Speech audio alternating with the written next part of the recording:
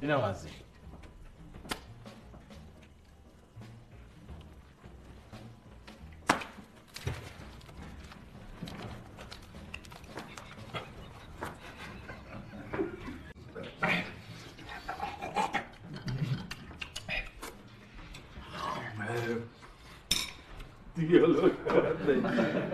مامان جان من به خاطر خودت میخوام باشم بیا اونجا نزدیک تو باشم ببینم چی میخوری از این آتش‌خورایی نکنی تو شکم داخل.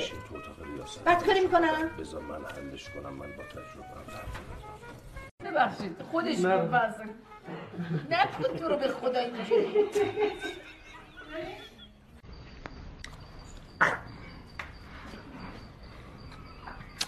دلت نخواد